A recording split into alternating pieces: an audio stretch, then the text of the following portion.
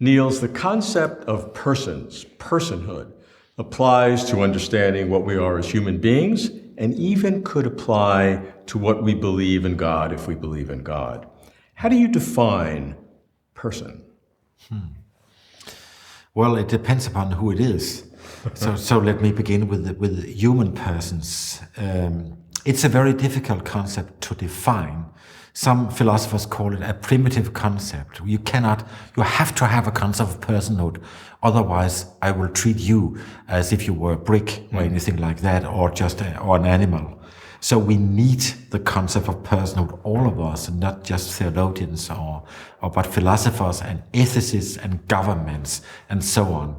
And I think that's very important because it has to do with some dignity, about some zones that you're not allowed to transgress in relation to another person, that you can do to a thing. But if I were to say something at a little more deeper nature, I would say that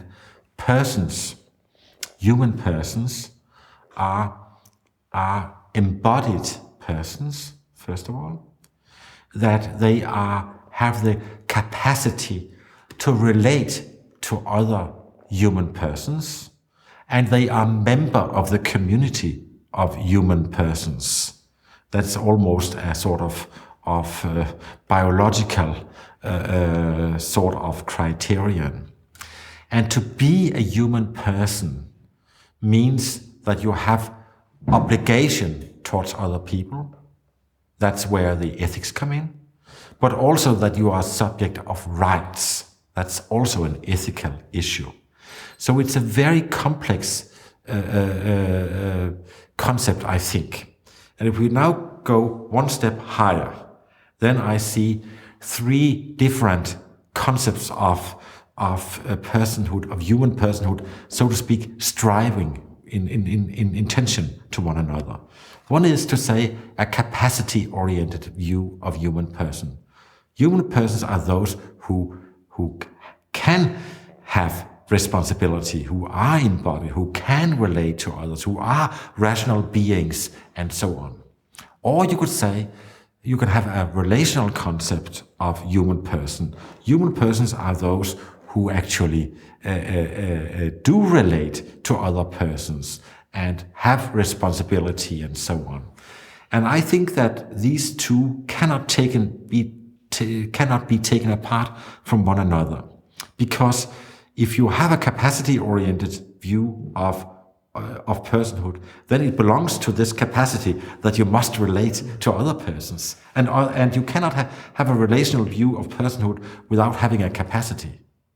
But if I were isolated on a desert island, stranded for the rest of my life, and I never saw another person, no communication, I'd still be a person. Well, you probably would for a pretty long time, at least.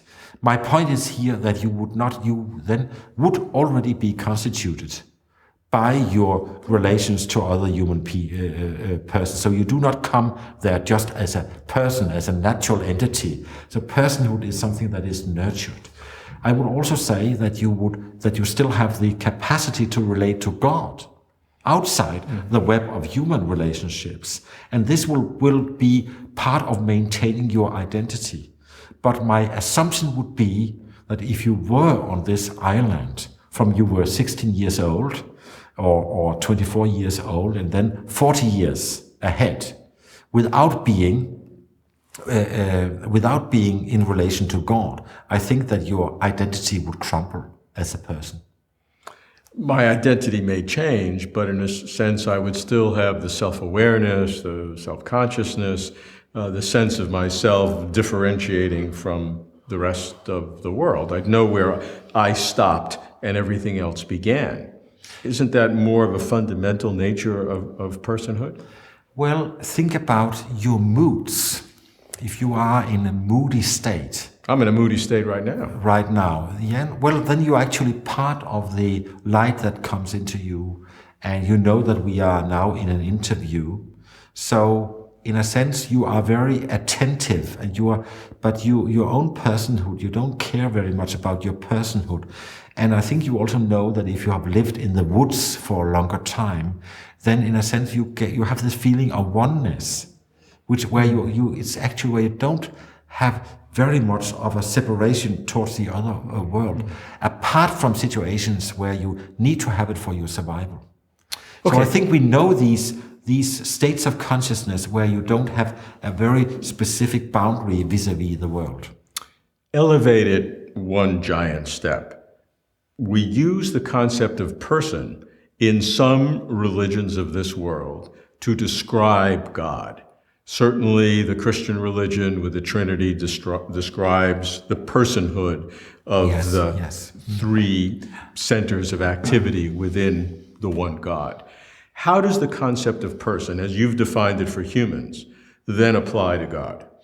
Well, the question is whether it is a human person which is then applies to God, because this would be a difficult procedure, since God is not necessarily embodied, at least right. in the tradition. That is so that God is not necessarily wanting or needing my recognition. At least this is an open question. So that God is not radically receptive as I am as an infant child or anything like that, which is a growing person. But it could also be the other way around, that we say that the human personhood is actually a sort of a mode of being divine, but we just share portions of the quality of being a person in the full sense of the word.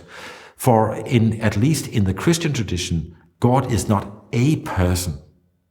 Well, it has sometimes been said that way, but in the classic Trinitarian theology, then actually the person is the Father, who is the source of everything, and the Son is the person who actually is the one who is expressing the Father's thoughts to the external world, and the Holy Spirit is a person because there is some willing and intentionality to the human person, to the divine person.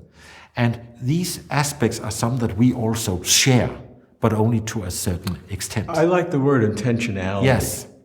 Is intentionality something that is critical to personhood, particularly in the divine sense?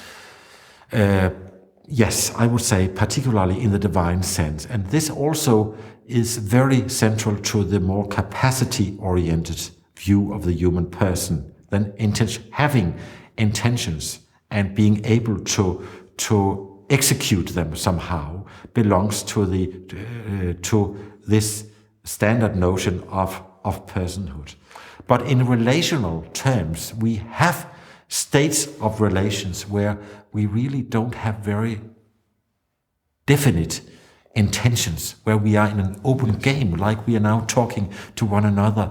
If we are going with the way that a conversation goes, like language goes, if you're a writer, then you don't have the intention. Your own intention is crossed in a sense by what you are actually writing or what you are encountering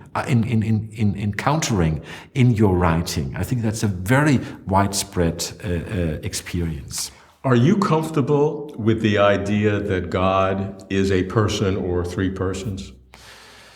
I think that we need to say that at least, but I'm uncomfortable if people say, well, now we know that God is a person, so we know how God is and how it is to be God, because we don't do that. A very good philosopher has written an essay called What is it like to be a bat? And we can say, how is it like to be a divine person? And I think that at least we should allow the same sort of strangeness here. So I'm not comfortable about two comfortable ways of speaking of God's personhood. But I think it's necessary because it has to do with the intentionality, willing, and the capacity to do something about it. I have now mentioned two views of personhood. The one is the capacity-oriented view. You are a person because you are able to think, because you are able to relate to other persons, because you can make your math and so on, because you are able to have a religious sense or something. And then the relational views, which are much more about the community that you are part of. But there is also a third part which might be very important, especially for human personhood, which is what is called the attribution view. You are a person by being recognized as a person. Because we have many cases, say, in infants, who actually do not have very many capacities yet. And they are not able to relate in a very specific way. They don't have intentions, or something like that. And also when we're growing older, we are getting senile and so on. We still have to have an attributed personhood simply by being born of human persons and living and dying like other human persons. And of course, there's a very strong religious emphasis on this, both in the Protestant religion and religions and in Catholicism and in other religions, a sense that we have to say that you are given, that you are attributed a personhood. This latter feature, I think, would also be a bit difficult to apply to God. So God probably is not just a person by being attributed a person, by our naming of God as a person. So it's a tricky issue. God can be a person without our recognizing God. Yes, I think that is the whole point. But whether this is how it is another thing. Because if you think of divine persons as forming a divine community, and seeing the divine community in the Christian tradition, the Father and the Son and the Holy Spirit, as in a sense extending the divine hospitality to include the whole cosmos in creation. Then you have the notion of God as the, so to speak, the ultimate community, the network that keeps everything together in a whole. So then God would be so much more personal than you and I, because God would be able to relate to everything that is. But you and I, we just relate to some of our friends and to our wives or students and so on. A very limited, maybe we are very limited persons after all.